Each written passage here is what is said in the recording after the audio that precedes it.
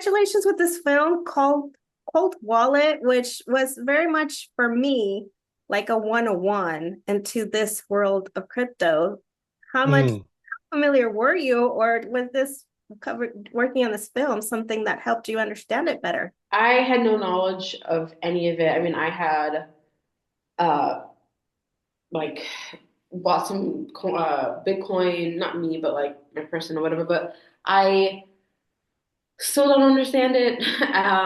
I only had to do a lot of research because Eva's, very well versed in all of the crypto stuff. So I had to watch documentaries and Cutter sent me articles and went in a couple of subreddits like Wall Street Bets and learned the lingo and so that I was able to talk to these characters about the world. Yeah, I knew nothing. Absolutely nothing. I knew the term cryptocurrency, and I was vaguely familiar with what it was, but very, very vaguely. Which Cutter thankfully told me was actually an asset in terms of approaching the character of Billy, who's very who's also new to crypto and still kind of has a lot to learn. And I think that's why when Billy meets Eva, he's like able to he's like, oh, this is someone who knows more about this world than I do, and like she becomes sort of like the figurehead in terms of like motivating all the subsequent actions that occur in the film once once they all lose all their money. Melanie, complimenting on your character as Eva, because she was the one with the good set of ovaries pushing these gentlemen to man up. Yeah, she's the alpha female, the brain of the bunch, I mean, Totally. as women usually are. No, it was super fun. It was super fun to play somebody who's like equally as ambitious and angry and violent and strategic about what she wants and how she wants to get it. Mm. when you were as you were portraying the strong personality, what are the characteristics that you're like, I have some of that? I think I'm pretty smart. I think I'm smart. Um, I think I can call bullshit out, but I'm not as like brave as her. I'm a little bit more like shy, a little bit more reserved Mm. than Eva, which I think is why I like to which is why I like playing her. And Raul, we see you as playing this really vulnerable father that's trying to do everything for his daughter. Tell me about getting to play a parent.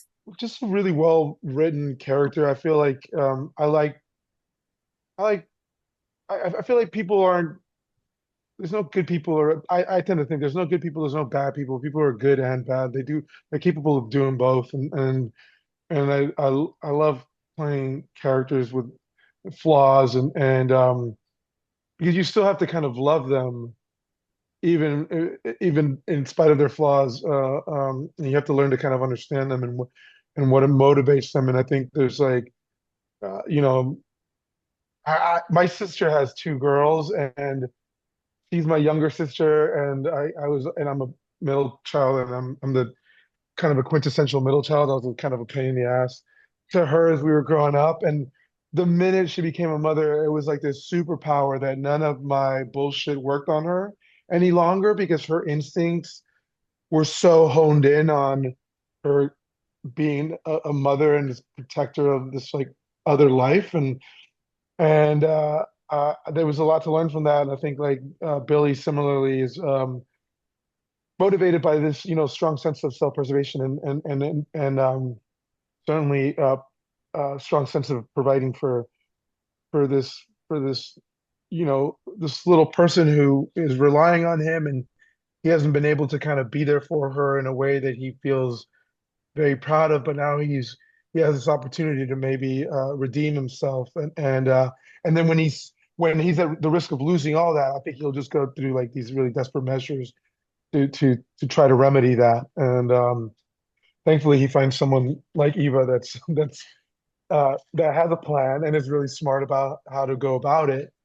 Yeah, it was a fun. It was a really fun character to take on. Funny, you talk about a little bit about manipulation and falling into what people say. There was a scene that you both your characters get to play with the character played by Josh, where he's kind of trying to play the minds, play everybody. What was it like filming that scene? It was interesting because it's kind of like a cat and mouse with like uh Josh's character, and she's trying to like kind of like outsmart him, and he's trying to do the same to her. I'm trying to remember that scene.